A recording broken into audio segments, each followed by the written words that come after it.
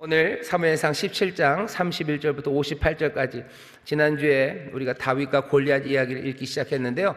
그 마무리입니다. 꽤 얘기가 길죠. 58절까지. 지난주에도 말씀드린 것처럼 다윗이 한 여러 가지 일들이 성경에 기록되어 있는데요.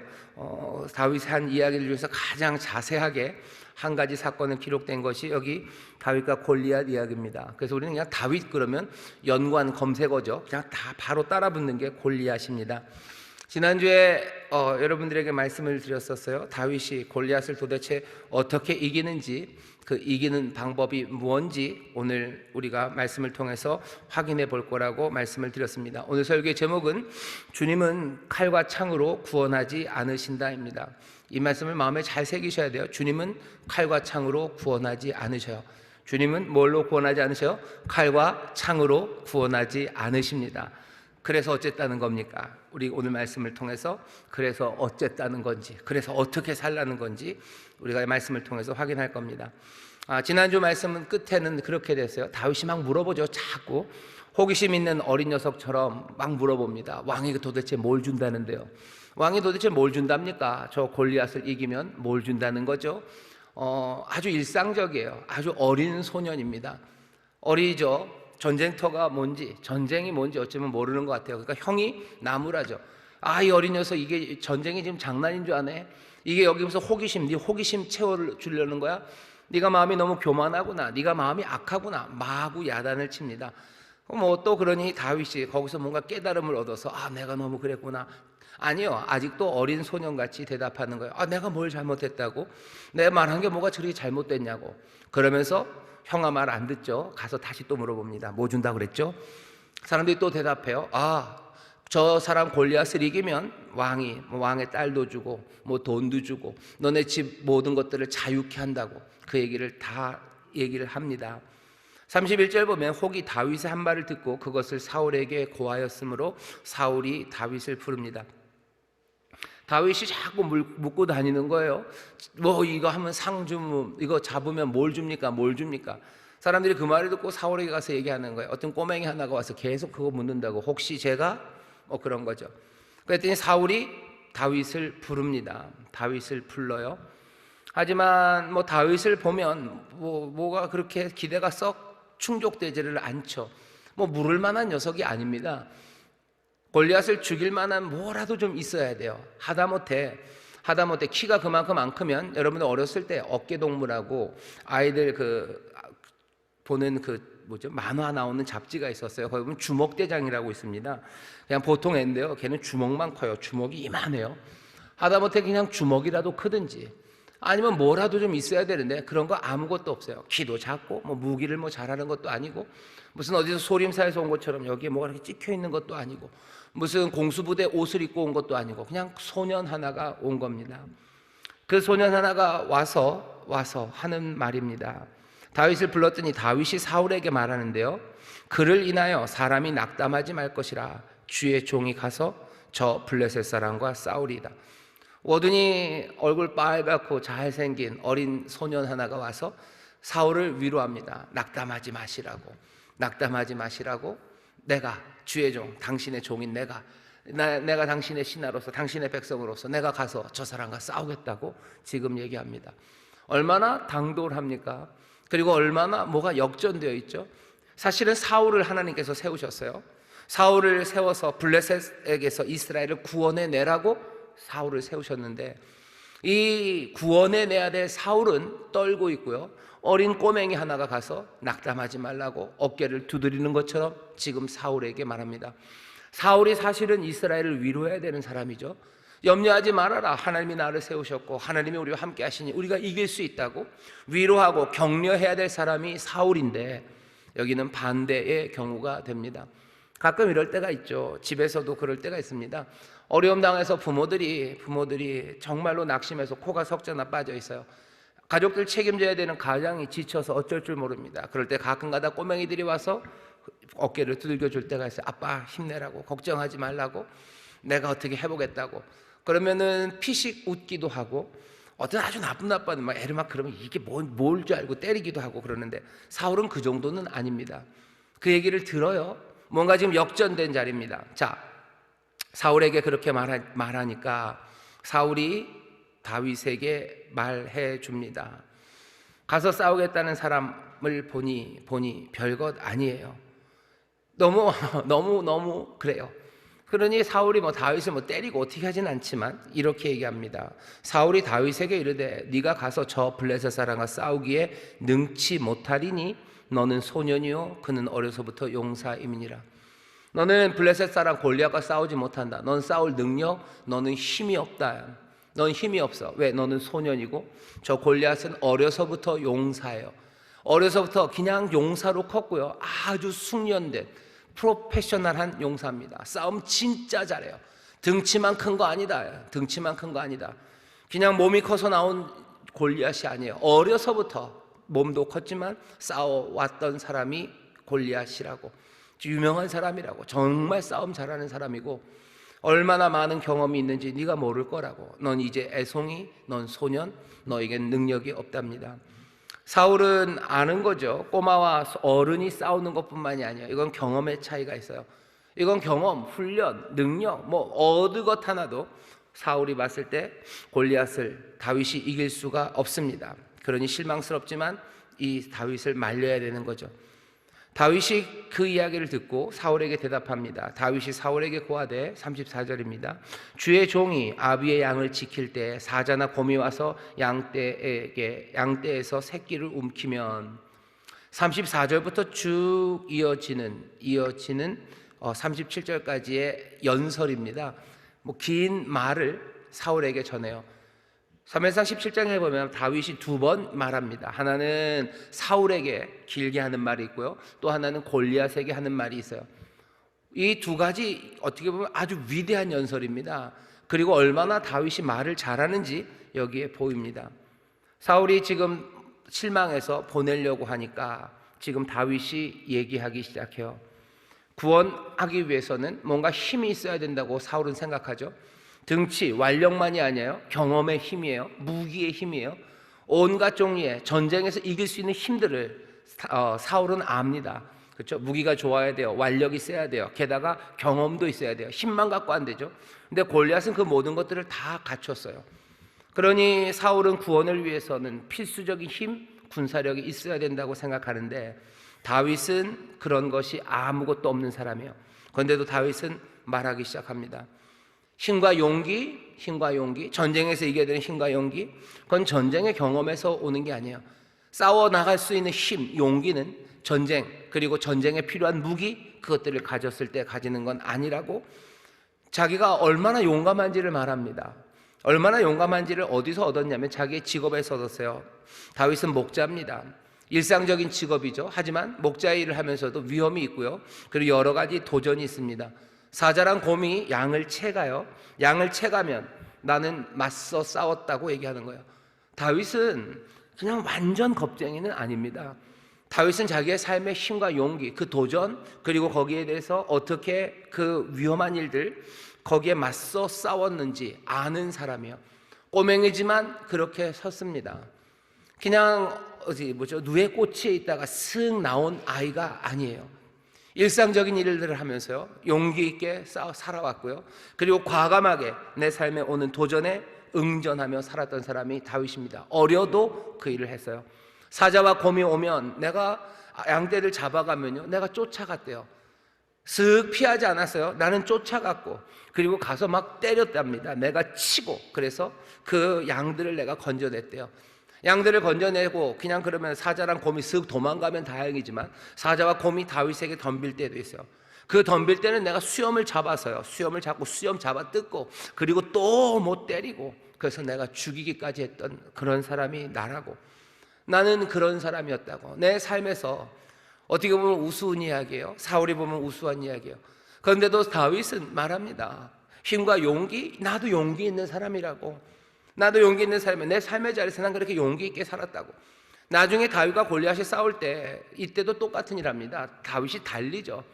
아마 사자와 곰에게서 양떼를 빼앗아올 때처럼 그렇게 달려가요. 달려가고 붙잡고 자르고 죽이고 하는 그 일들을, 이전에 했었던 그 일을 나중에 골리앗과 싸울 때도 똑같이 합니다. 다윗 목자로서의 삶에서 용기가 뭔지 체험했던 사람이에요. 실제적인 힘, 도전, 그런 일들을 경험한 사람이라고 말을 합니다. 거기서 끝나지는 않습니다. 그렇게 얘기하는 거죠. 내가 그 짐승들에게 했듯이 내가 사시는 하나님의 군대를 모욕하는 자, 그 자에게도 내가 내 짐승들에게 했던 것처럼 똑같이 할 거라고 맹세를 하는 거예요. 오, 멋져 보여요. 멋져 보입니다. 하지만 잠깐만 생각해 보면 홀딱 넘어가면 안 돼요. 그건 사자와 곰 얘기고, 여기는 골리앗이라는 유명한 그리고 위대한 싸움꾼과의 싸움입니다. 싸움꾼과의 싸움은 곰이랑 사자랑 싸우는 것과 달라요. 그런데도 다윗은 여보죠, 상관하지 않습니다. 내가 그 짐승에게 했던 것처럼 그렇게 할 거래요. 여기서만 끝나지 않아요. 자기의 경험에서 얘기하더니 이제는 이렇게 얘기합니다. 자기의 그 용기와 힘이 어디서 왔는지 알아요. 내 용기와 힘은 여호와께로서부터 온 겁니다. 37절에 또 가로되 여호와께서 나를 사자의 발톱과 곰의 발톱에서 건져내셨은즉, 내가 그렇게 용감하게 싸워 나갔지만 그게 내 힘이 세서, 아니면 내가 용기가 많아서, 아니면 내가 기술이 좋아서가 아니라, 다윗은 뭐라고 얘기해요? 여호와께서 나를 사자의 발톱과 그리고 곰의 발톱에서 건져내셨다라고 얘기합니다. 이 두 가지가 같이 있어요. 다윗은 굉장히 용감합니다. 삶에 닥친 도전에 대해서 도망가지 않아요. 그리고 가서 싸웁니다. 하지만 그것들을 자랑하죠. 난 그런 사람입니다 라고 얘기하지만 잊지 않아요. 나를 그 사자와 곰의 발톱에서 건져내신 분은 여호와 하나님께서 그렇게 하신 거라는 걸 잊지 않아요. 오늘 이 17장의 긴 이야기에서 여호와라는 하나님의 이름이 처음으로 이 사람 다윗의 입에서 나옵니다. 다윗은 여호와의 이름을 부르는 사람이에요. 여호와의 이름을 부릅니다. 내 구원, 이것은 여호와께로부터. 내가 힘차게 나가 싸웠고, 내가 쫓아갔고 달려갔고, 내가 용기 있게 맞섰지만 이 모든 구원을 이루신 분은 여호와 우리 하나님이라는 것을 분명하게 말합니다. 구원하시는 분은 여호와셔요. 다윗이 가진 모든 힘의 근원, 그것도 여호와셔요. 다윗은 그것을 아는 사람이에요. 그리고 그것을 누구에게요? 사울에게 말합니다. 구원하시는 분이 여호와라고. 37절 읽겠습니다. 또 가로되 여호와께서 나를 사자의 발톱과 곰의 발톱에서도 건져내셨은즉 나를 이 블레셋 사람의 손에서도 건져내시리다. 사자와 곰의 발톱에서 건져내신 분 여호와예요. 그러니 이 골리앗의 손에 서서 건져내실 분도 여호와셔요. 여호와 여전히 나와 함께 하셔. 나중에 사울도 고백합니다. 여호와 나와 함께 하시니, 그때도 건져내셨으면 이제도 건져내실 거라고. 하나님 여호와 앞에서 도대체 곰과 사자가 싸우는 거나 아니면 골리앗과 싸우는 거나 뭐가 다르냐는 거예요. 같다는 거죠. 골리앗의 싸움의 방법? 아니, 상관없어요. 여호와가 구원하시고 여호와의 힘 앞에서 그 모든 것들은 같고, 여기 여전히 똑같은 나예요. 내가 여기 다윗 내가 서 있고, 여기 구원하시고 내 힘의 근원이 되신 여호와가 여기 계셔요. 여기 곰이 오든 사자가 오든 아니면 여기 골리앗이 오든 이건 아무 상관없어요. 여호와가 구원하시고 그리고 여호와의 힘이 내 힘의 근원이라면 내가 힘과 용기를 가지고 곰과 싸우든 나는 골리앗과도 싸울 수 있다고 다윗은 그렇게 믿음으로 고백합니다. 사울은 여러분들이 아멘하는 것처럼요, 이 다윗의 연설에, 다윗의 말에 아멘 했던 것 같아요. 아, 그래, 아멘. 37절이 끝나면 이렇게 됩니다. 건져내시리라. 사울이 다윗에게 이르되 가라, 여호와께서 너와 함께 계시기를 원하노라. 사울이 그 말 듣고요 홀딱 넘어갔어요. 아, 맞아, 여호와께서 구원하셔. 아멘. 그러니 너 가라. 사울은 이제 가라고 얘기합니다. 그리고 여호와의 이름을 불러요. 어떻게 보면 이것도 거꾸로 됐죠. 앞에 위로하는 사람도 다윗이었어요. 용기를 북돋는 사람도 다윗입니다. 원래는 이스라엘 왕이 하나님 우리를 도우신다, 여호와가 우리가 싸우신다 할 때 백성은 아멘 해야 되는 건데 반대입니다. 꼬맹이가 와서, 소년이 와서 여호와가 구원하시고 여호와가 우리의 힘의 근원이 되신다고 말하는데 좀 슬프죠. 슬픈 아멘입니다. 먼저 사울이 했었어야 되는데 사울은 그 먼저 하지 못하고요 다윗이 하는 말에 그냥 동조할 뿐이에요. 그래, 여호와가 구원하신다. 그래도 거기까지 나쁘지는 않아요. 겸손하죠. 예, 좋습니다. 자, 그런데 가라 라고 얘기해요. 여호와께서 너와 함께 하신다. 여기까지 했었으면 좋았을 텐데 사울은 여호와의 이름을 말합니다. 그리고 다윗의 말에 동조합니다. 하지만 아직도 인간적인 군사적인 힘, 그것들을 의지하는 것 놓지 못합니다. 우리도 그럴 때 많아요. 교회에서 뭐 설교를 들을 때는 여호와 하나님이 우리의 힘이십니다. 아멘 해요. 여호와께서는 하나님께서는 칼과 창으로 구원하지 않으십니다. 아멘 해요. 그리고 나서 얘기가 조금 달라집니다. 사울의 얘기가 어떻게 달라요? 아주 조금 달라져요. 가라 그러죠. 그래 가라. 그 대신 38절입니다. 이에 사울이 자기 군복을 다윗에게 입히고 노투구를 그 머리에 씌우고 또 그에게 갑옷을 입히매. 여호와의 이름을 말하고 그리고 하나님의 구원에 대해서 고개를 끄덕이지만 여전히 사울은 버리지 않은 마음이 있어요. 인간적인 힘, 군사적인 힘, 그것 의지해야 된다는 걸 포기 못합니다. 그건 포기 못해요. 여전히 골리앗 앞에 나가서 골리앗 방식으로 싸워야 된다고 생각하는 거예요. 여전히 갑옷이 필요해요. 여전히 투구가 필요해요. 여전히 칼이 필요해요. 그 골리앗에 매칭할 만한 뭔가가 있어야지 된다고 생각합니다. 그러니 다윗에게 자기의 갑옷을 입히려고 합니다. 골리앗의 조건으로 압도하려고 하는 거죠. 여기 지금 전쟁터에 셋이 있어요. 다윗, 골리앗, 사울이 있습니다. 다윗 말고 두 사람, 골리앗과 사울은 똑같아요. 뭐에서 똑같아요? 힘을 의지하는 것에서 똑같아요. 이 사람들은 무기를 의지하는 것에 있어서 똑같습니다. 골리앗도 무기를 의지해요. 키가 크죠. 키 크니까 그냥 맨몸으로 나왔어요? 아닙니다. 어린 갑, 놋으로 된 어린 갑옷을 쫙 입고 놋 견갑 차고 뭐 칼 들고 창 들고 그리고 뭐 여기는 단창 차고 그러고 나왔어요. 그 크고 힘센 사람도요 빈몸으로 나오지 않아요. 무기가 있어야 되는 걸 알아요. 그것도 최첨단의 무기가 있어야 되는 걸 알아요. 되도록이면 폼나고 강력하고 그리고 뭐 이길 만한 힘이 되는 무기가 있어야 된다고 생각하는 거. 골리앗도 그렇고요, 사울도 그렇습니다. 하지만 전쟁터에 서 있는 한 사람 다윗만 달라요. 다윗은 다릅니다. 다윗은 그런 것에 익숙하지 않아요. 옷을 입혔더니 38절입니다. 죄송합니다. 39절입니다. 다윗이 칼을 군복 위에 차고는 익숙치 못함으로 시험적으로 걸어보다가 사울에게 고하되 익숙치 못하니 이것을 입고 가지 못하겠나이다 하고 곧 벗고. 친구들이 돕는 거죠. 사울이 무기를 줍니다. 하지만 그건 도움이 안 돼요. 왜? 다윗에겐 그게 익숙하지 않아요. 무기를 의지하는 거 다윗은 익숙한 사람이 아닙니다. 다윗은 뭐가 조금 여기서부터 위대함이 보여요. 다윗은 무기에 의지하지 않아요. 세상과는 이미 좀 다르게 살았던 사람이에요. 세상과는 달라요. 세상과 달리 용감하고요, 세상과 달리 무기 말고 다른 것을 의지하는 사람, 그 사람이 다윗입니다. 골리앗이라는 여기 떠버리죠. 맨날 40일을 나와서 떠들어요. 이 녀석도 어쩌면 싸움 잘 못할지도 모릅니다, 사실. 왜냐하면 그냥 탁 튀어 들어갔으면 됐을 텐데 40일을 그러고 떠드나 싶기도 해요. 이 떠버리 골리앗이에요. 그리고 그 떠버리 앞에 있는 겁쟁이 사울이에요. 이상하게 떠버리들과 그리고 겁쟁이들이 무기를 의지합니다. 무기를 의지하는 사람들 떠버리들이에요. 무기를 의지하는 사람들 겁쟁이들입니다. 여기 정말로 용감한 사람이 하나 있어요. 그 용감한 사람은 무기를 의지하지 않는 그런 믿음의 사람 다윗입니다. 누가 정말 용감한 사람인가? 사람들이 무기가 많고 힘이 많아서 용감해 보이는 사람들이 있어요. 푸틴이가 용감하죠. 근데 그 사람은 정말 용감한가? 푸틴이 용감한가? 젤렌스키가 용감한가? 누가 용감한가 보셔요. 세상의 떠버리들 그리고 세상의 겁쟁이들 모두 다 무기를 의지하는 사람들입니다. 왜 무기를 의지합니까? 겁쟁이니까 그러는 거예요. 겁쟁이가 아니라면 무기 의지하지 않겠죠. 뭔가 참된 것, 의로운 것이라면 그것을 향해 달려가는 사람, 그 사람이 그 용기는 무기에 대한 의지, 그것과는 상관이 없습니다. 다윗은 골리앗 그리고 사울과 다릅니다. 그런 것에 익숙하지 않습니다. 무기를 의지하는 것에 익숙하지 않은 사람이에요. 오늘 저희 아까 지난주에도 말씀에 어떻게 싸우나 얘기했죠. 다윗을 좀 잘 보셨으면 좋겠어요.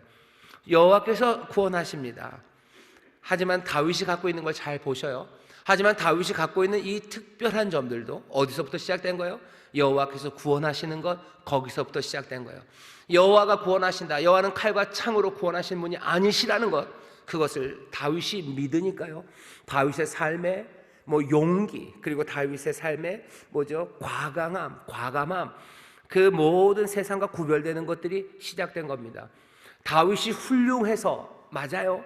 하지만 그것의 시작이 어딘지 보셔요. 의를 따라가는 사람, 용감하게 의를 따라가고 용감하게 참된 것을 따라가는 사람, 이 사람의 이 덕성이라는 것이, 이 선함이 그냥 생긴 게 아니라 뭐에서요? 여호와를 믿는 믿음에서. 여호와가 구원하시고 여호와는 칼과 창으로 구원하지 않는다는 그 진리와 약속의 말씀에서 이 삶이 덕스러워져요. 이 삶이 훌륭해지는 겁니다. 그러니 하나님이 훌륭한 사람을 사용한다라는 말이 애매해져요. 그게 훌륭한 사람을 딱 지들이 알아서 준비가 되면 하나님이 골라 쓰시는 거예요? 꼭 그렇지는 않습니다. 하나님의 은혜와 그 능력을 신뢰하는 사람들, 그 사람들이 변화되어 가는 거죠. 다윗은 어떻게 되었는지, 어디서 배웠는지 모르겠어요. 자기의 삶에서 배워갔겠죠. 아니면 기도하는 가운데 배워갔겠죠. 다윗이 어떤 교육을 이제껏 받았기에 이 믿음에 왔는지 우리는 모릅니다. 하지만 확실한 건 뭐예요? 다윗은 여호와 하나님을 믿는 사람이에요.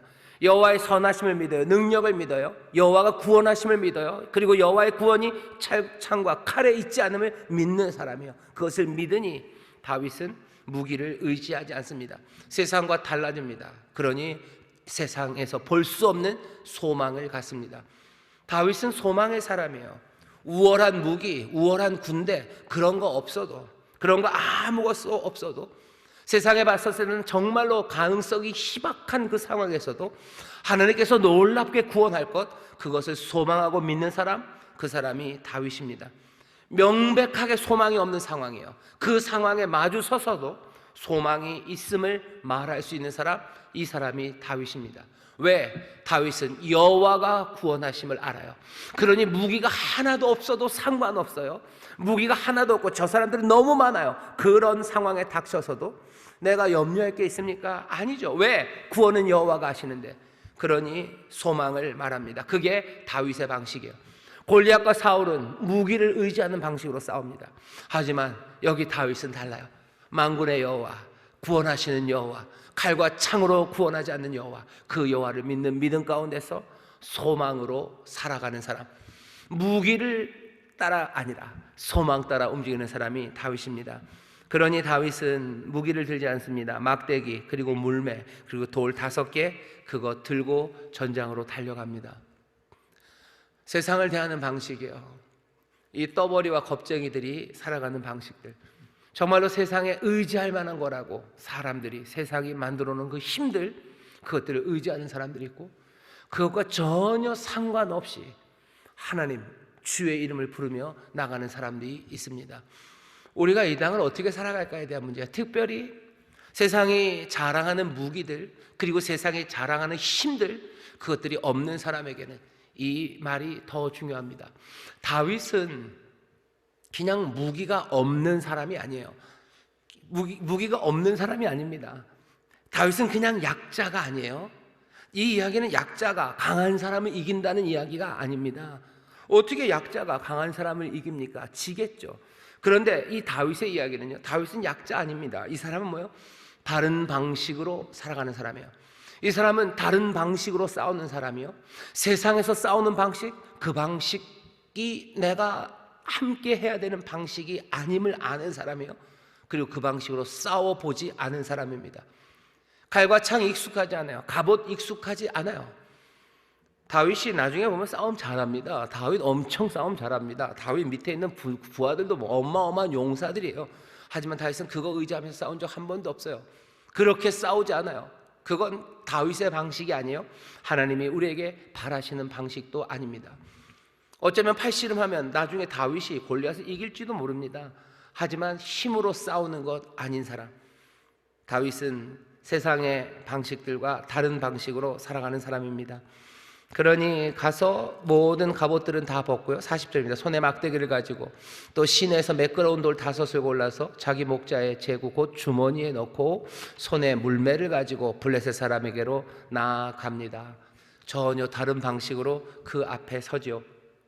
41절 보면 이제 그때부터 골리앗과 다윗이 만납니다. 골리앗이 보니까 황당합니다. 블레셋 사람이 점점 행하여 다윗에게로 나아오는데 방패든 자가 앞섰더라. 그 블레셋 사람이 둘러보다가 다윗을 보고 업신여기니 이는 그가 젊고 붉고 용모가 아름다움이라. 다윗을 보고 업신여겨요. 이거 황당하지요. 뭐 이런 녀석이 다 있나 싶은 겁니다. 뭐 이런 녀석이 다 있어요. 뭐 아무것도 아닌 녀석이에요. 자기의 눈을 믿을 수가 없죠. 얘가 싸우러 지금 나온 건가, 잘못 나온 거 아닌가 싶어요. 하지만 뭐 자기가 막 탁탁탁 가는데도요, 다윗이 도망가지도 않아요. 죄송합니다, 제가 잘못 왔습니다 하고 가지도 않아요. 이게 재밌는 게 멀리 있을 때는 다 작아 보입니다. 그렇죠? 이 시선이 산들도 높은 산도요. 멀리서 보면 제 눈열로 오는 거죠. 골리앗이 저기 멀리 있을 때는 그냥 고만해 보였을 거예요. 하지만 앞으로 오면 얘기가 달라져요. 골리앗이 빡빡빡빡 오는데도요, 다윗이 물러나지를 않는 것 같아요. 그러니까 제가 뭔가 싶은 거죠. 이제 골리앗도 보입니다. 이제 다윗이 작았을 때가 잘 보이지도 않았을 거예요. 뭐 이렇게 번쩍거리는 거 입지도 않았으니까 뭐 눈에 띄는 것도 없었을 거예요. 가만히 가서 보니까 뭐 못 보던 것들이 있습니다. 막대기를 들고 왔어요. 막대기 하나 들고 왔어요. 그리고 여기 주머니에 돌 넣어 있는데, 물매랑 있는데 그건 잘 보이지도 않는 것 같아요. 그러니 얘기합니다. 블레셋 사람이 다윗에게 이르되 43절이요. 네가 나를 개로 여기고 막대기를 가지고 내게 나와왔느냐 하고 그 신들의 이름으로 다윗을 저주하고 또 이르되 내게로 오라. 내가 네 고기를 공중의 새들과 들짐승에게 주리라. 골리앗이 하는 얘기를 잘 들어보셔요. 네가 나를 개로 여기고 왔냐? 막대기를 들고 왔게? 뭐 또 막 뭐라고 얘기합니다. 그쵸? 36절에 이미 다윗은 골리앗을 짐승에 비유합니다. 곰 그리고 사자를 내가 찢어 죽이듯이 내가 저 하나님의 군대를 모욕하는 자, 내가 저 놈에게도 똑같이 해주겠다고 짐승 취급을 했었어요. 그런데 골리앗이 벌써 뭐 자기를 짐승 취급하냐고 나오는데 조금 단계를 낮췄죠. 개냐고 얘기합니다. 다윗은 그래도 조금 높여줬던 것 같아요. 곰, 사자 뭐 이 정도로 해줬는데 지는 지가 개랍니다. 나를 개로 여기고 막대기를 가지고 나왔느냐라고 얘기를 하고서 저주하는 거죠. 자기의 신들의 이름으로 저주해요. 그리고 협박합니다. 내가 너를 죽여서 네 시체를 공중의 새들, 달의 들짐승의 밥이 되게 하겠다. 협박하는 말이에요. 저주하고 협박하고 그렇게 달려 나옵니다. 죽여버리겠다라는 얘기예요. 무시무시하죠. 그 거구에 3m가 다 되는 거구의 사람이 전쟁 어려서부터 싸웠어요. 이 사람 아까도 말씀드린 그냥 등치 크고 힘세서 둔한 뭐 이런 사람 아닙니다. 골리앗은 어려서부터 용사예요. 그렇게 힘세고 키 크고 모든 무기를 다 갖춘 그 골리앗이 지금 다가오는 그 상황에서 다윗은 또 말하기 시작합니다. 다윗은 말해요. 사울에게 말했던 연설처럼 이 골리앗에게 말합니다. 여기 골리앗이 올 때 보면 자신만만하게 오죠. 방패 든 사람 앞에 세우고 저주하고 협박하면서 넌 아무것도 아니다. 그러면 앞으로 나옵니다. 자신만만하고 잘난 체하고 자랑하고 확신에 찬 그런 용사의 모습으로 다가와요. 세상이 우리에게 다가올 때도 그렇게 다가옵니다. 억압하는 모든 힘들은요 이렇게 자신만만하게 와요. 뭐가 이렇게 겸손하게 와서 억압하는 건 없어요. 우리를 찍어 누르려는 것들은요 몽땅 다 자신만만합니다. 자신만만하지 않으면 찍어 누를 수 없기 때문이죠. 사람들을 찍어 누르는 건 자신만만함으로, 그리고 잘난 체함으로, 그리고 자랑함으로, 그리고 확신에 차서 다가와 우리를 찍어 누릅니다. 그 찍어 누르는 용사 앞에 지금 여기 다윗은 그거보다는 훨씬 더 조용하게 서 있는 것 같아요. 막대기 하나 들고 물맷돌 들고 있죠. 여기 아마도 해가 쨍쨍 내리쬐는 그 정오였을 겁니다. 그 정오의 날 노투구, 갑옷, 놋 경갑 모든 것들이 빛을 반짝반짝 하겠죠. 그 반짝반짝거리는 것 앞에 여기 아이 하나는 갑옷도 없고 아무것도 없이 그냥 입던 옷 그대로 들고 있던 그 목자의 주머니 그대로, 그리고 막대기, 그리고 이제 막 시내에서 주순 돌 5개, 그거 돌 5개 들고 그 앞에 서 있어요. 그림이 너무 달라요. 여긴 너무 번쩍번쩍 화려무쌍합니다. 그냥 여긴 검소하고 소박하고 그리고 조용합니다. 침착한 사람 여기 서 있어요. 쩌렁쩌렁 외치는 소리 아닐 겁니다. 여기는 그냥 젊고 얼굴 붉은 소년 하나가 서 있지만 이 소년의 입에서 나오는 말은요 골리앗이 했던 그 짧은 저주와 협박, 그리고 그 우습지도 않은 이야기, 그것과는 비교할 수 없는 훨씬 더 아름답고 분명하고 그리고 확신에 찬 말이 여기 조용한 소년의 입에서 터져 나오기 시작하는 거예요. 성령이 우리에게 주시는 은사 중에 지혜의 말씀이 있어요. 그리고 지식의 말씀의 은사가 있어요. 예언의 말씀의 은사가 있어요. 어쩌면 전쟁터에서 달고 다른 이 골리앗이 얼마나 나올 때마다, 이 사람은 싸움을 도두는 사람이에요. 그 양쪽 진 중간에 늘 서는 사람입니다. 한두 번 해본 사람이 아니에요. 달고 다른 사람이 늘 해봤던 사람이에요.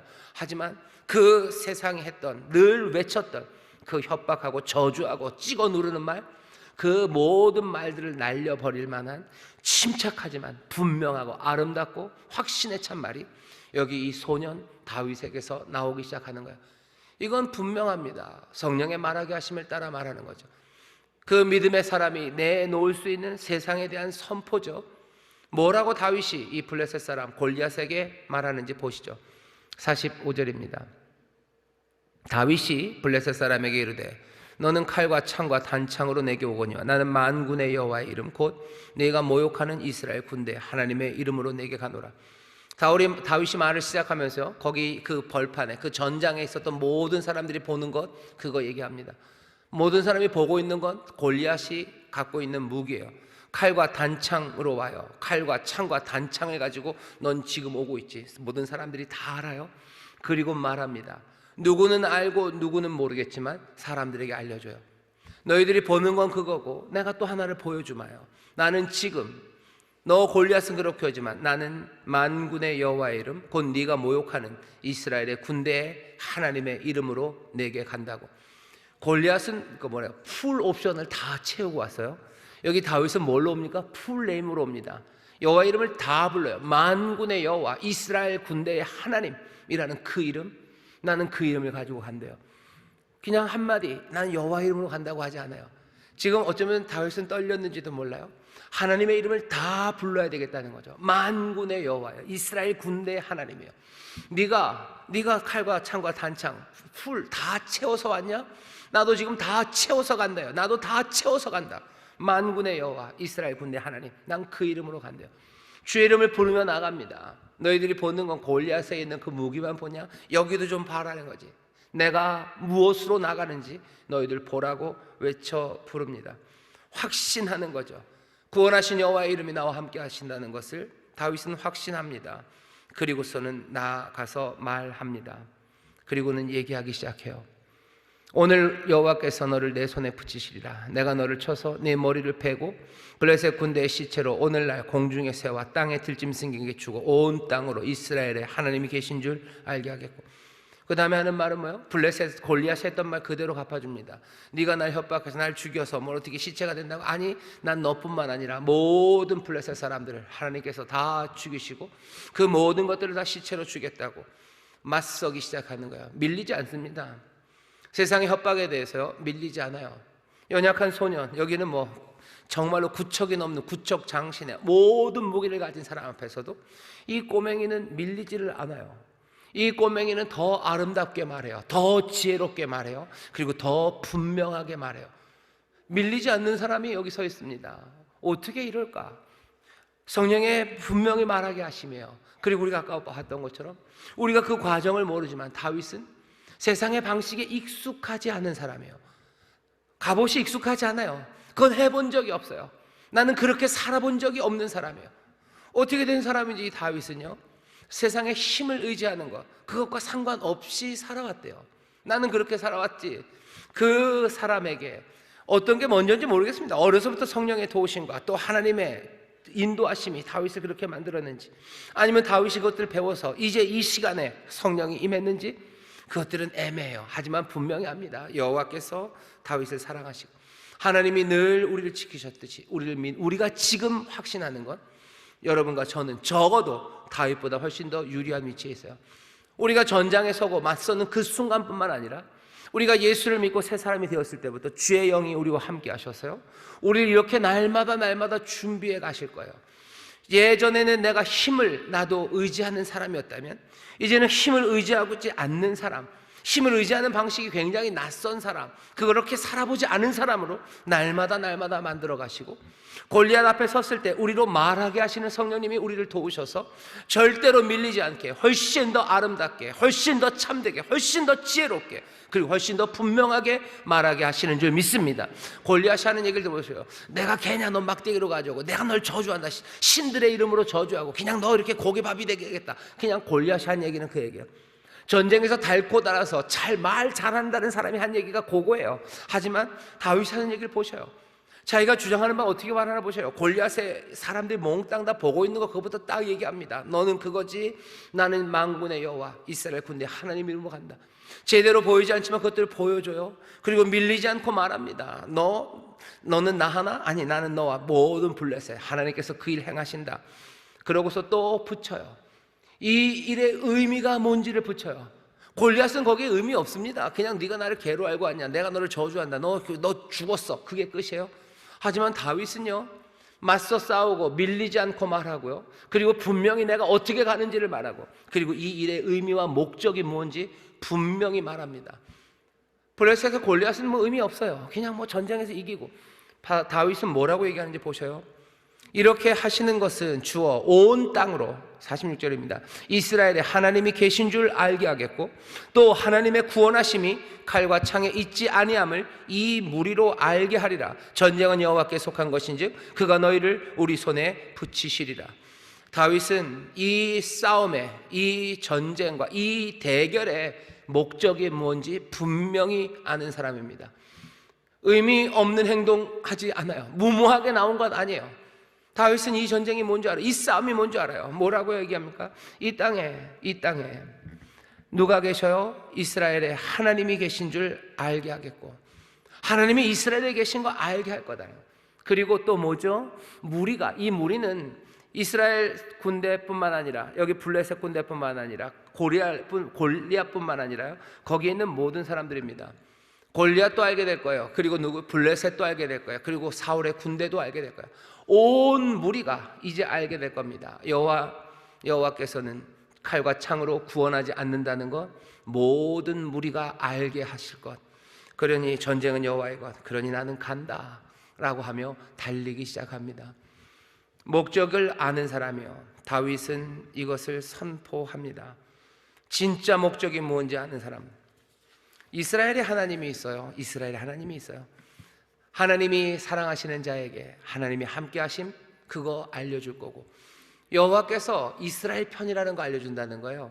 여호와께서 이스라엘을 특별히 대하신다, 하나님의 백성을 특별히 대하신다는 거 알게 하고, 그 특별히 대하시는 그들을 위해서 칼과 창 아니고 다른 것으로 여호와가 구원하신다, 그것을 알게 하겠다는 거죠. 그러면서 칼과 창 그런 거 상관없어요. 달려갑니다. 출애굽 때도 마찬가지예요. 하나님이 출애굽 때 놀라운 기적으로 이스라엘 백성들을 애굽에서 건지셔서 왜 그러셨어요? 온 세상이 여호와가 어떤 분인 줄 알게 하겠다, 여호와가 누군지 알게 하겠다. 오늘 여기 다윗과 골리앗의 싸움에서는 여호와가 어떤 분입니까? 여호와는 칼과 창으로 구원하지 않으셔요. 여호와는 칼과 창으로 구원하지 않으셔요. 여호와는 구원하십니까? 예, 구원하십니다. 누구를? 이스라엘을 구원하십니다. 여호와는 하나님의 백성들을 건져내십니다. 누굴 건져내신다고요? 하나님의 백성들을 건져내셔요. 지금 이 전쟁터에 블레셋이 있으니까 하나님은 은혜로 오셔서 블레셋도 구원하십니까? 아니요. 지금 이 자리에서는 그런 얘기 없어요. 이스라엘, 이 땅에 하나님이 계신 것, 여호와가 계신 것을 알게 하겠대요. 하나님의 백성들을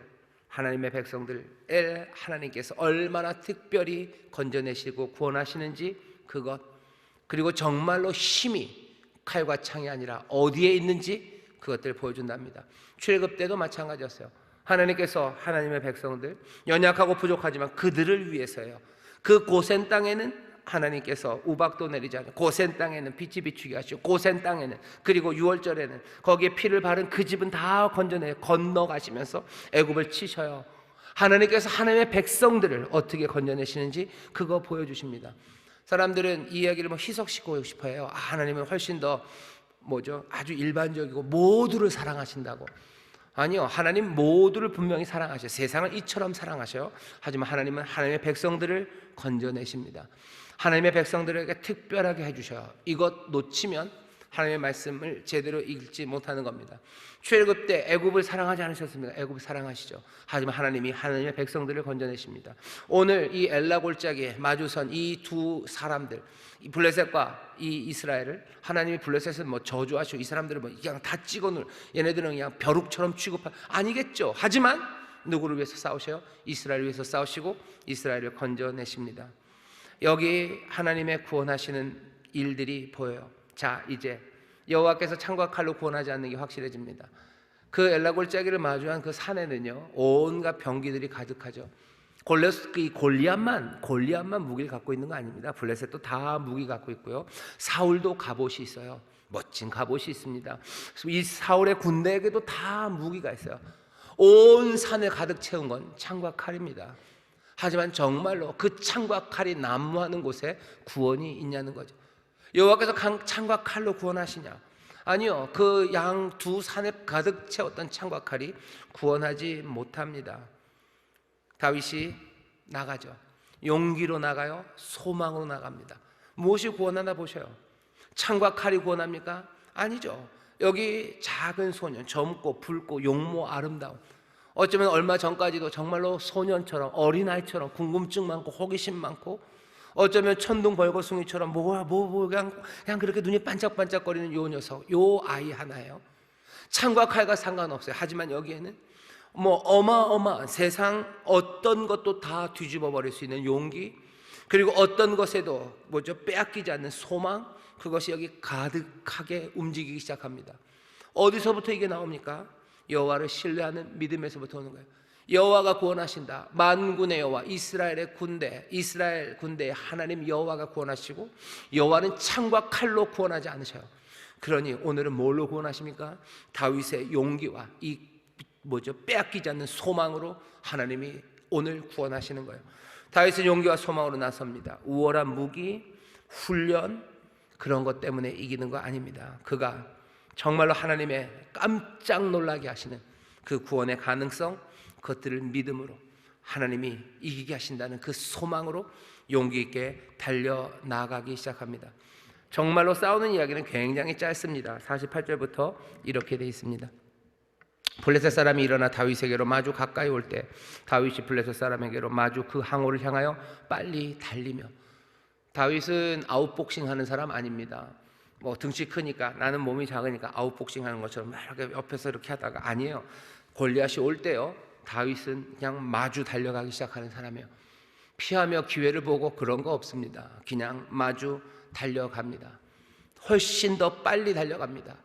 피하려는 생각 전혀 없어요. 용기 있게 달려가죠. 이건 하나님의 싸움이에요. 달려갑니다. 손을 주머니에 넣어 돌을 쳐요. 물매로 던져 블레셋 사람의 이마를 치매 돌이 그 이마에 박히니 땅에 엎드러지니라. 굉장히 빠르죠. 말은 굉장히 많이 오고 갔지만 정말로 행동하는 싸움은 굉장히 짧습니다. 빠릅니다. 달리고 그냥 던지는 거예요. 말 그리고 두려움의 시간이 훨씬 길죠. 불안한 시간이 훨씬 길죠. 정말로 싸우는 시간은 많지 않습니다. 그 시간은 길지 않아요. 하나님께서 우리에게 구원을 이루시기 위해서 예수 그리스도 이 땅에 오셔서 정말로 살 찢기시고 피 흘리시는 그 시간은 어쩌면 짧은 시간이었어요. 아니요, 아팠으니까 길죠. 아픔의 시간은 길지만 그 앞에 은혜의 시간이 훨씬 더 깁니다. 하지만 정말로 찢기시고 그리고 그 모든 것들을 내어주셨던 그 결정적인 십자가의 시간은 어떻게 보면 상대적으로 짧아요. 우리가 정말로 하나님의 구원을 위해서 맞서 싸우는 그 시간은 그리 길지 않을 겁니다. 그리 길지 않아요. 그 앞에 시간이 길죠. 고민하는 시간, 어쩌면 믿음을 북돋우고 하나님 앞에 은혜를 구하는 시간, 그 시간이 길죠. 싸우는 시간은 짧습니다. 오래 걸리지 않을 겁니다. 예방주사 맞을 때들 아실 거예요. 어려서 예방주사 불주사 맞을 때 줄 서서 기다리는 시간, 아니 언제 맞는다 하니까 며칠 전서부터 떨리죠. 근데 딱 맞을 때는 그냥 그러고 끝이에요. 싸우는 시간은 굉장히 짧습니다. 여러분, 싸우는 시간은 짧을 거예요.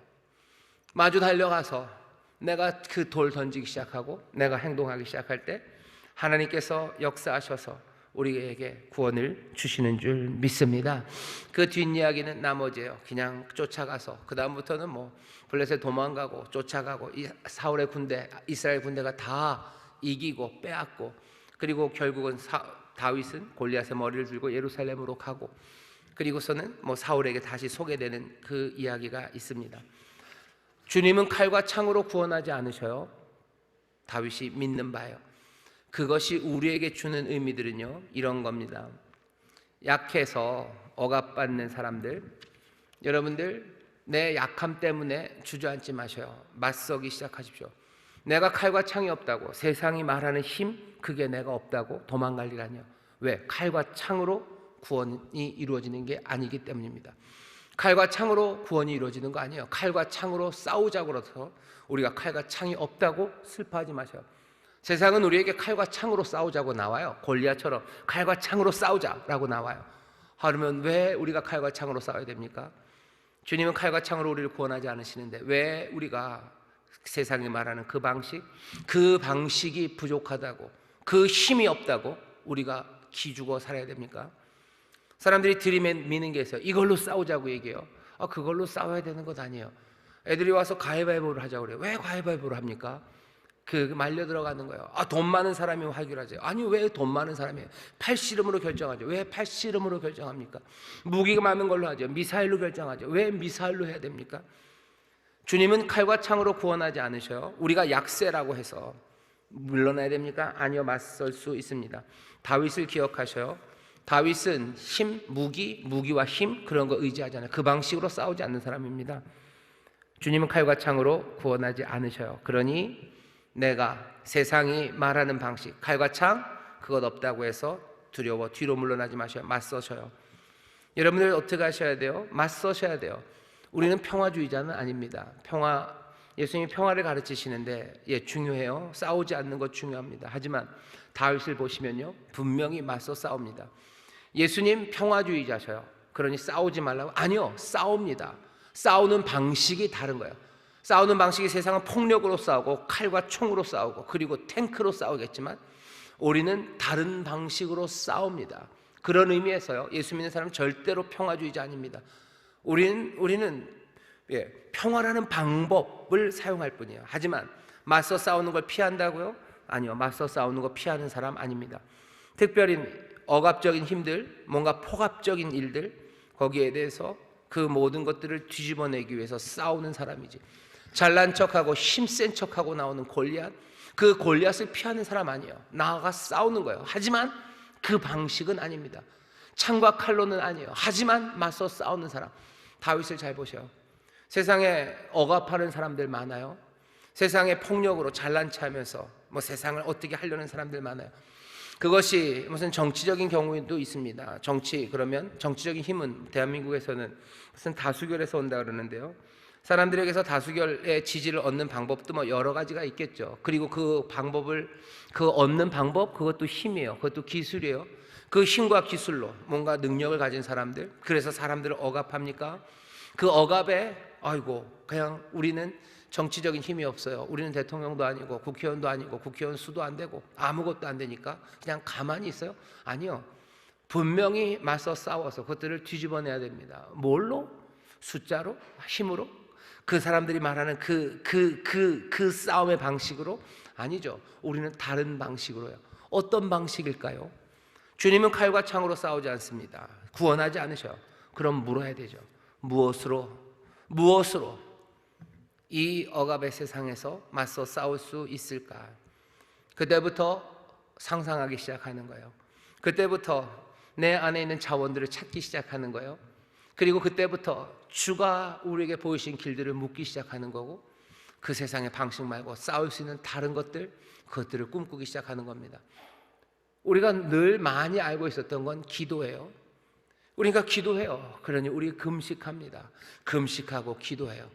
때로는 하나님 앞에 나와서 몸부림치며 기도하고, 그리고 세상과 싸워나가기 위해서 선으로 악을 이기기 위해서 도대체 그 악을 선으로 어떻게 이겨야 되는지 그것들 찾아가기 시작해요. 앞에 나가서 선포합니다. 다윗은 그 얘기하죠. 진리를 말해요. 끝까지 진리를 말합니다. 말하는 거 행동만큼 중요합니다. 살아계신 하나님에 대한 확신, 그 확신을 가지고 말하는 거예요. 하나님 나라와 하나님의 의를 말하기 시작하는 거예요.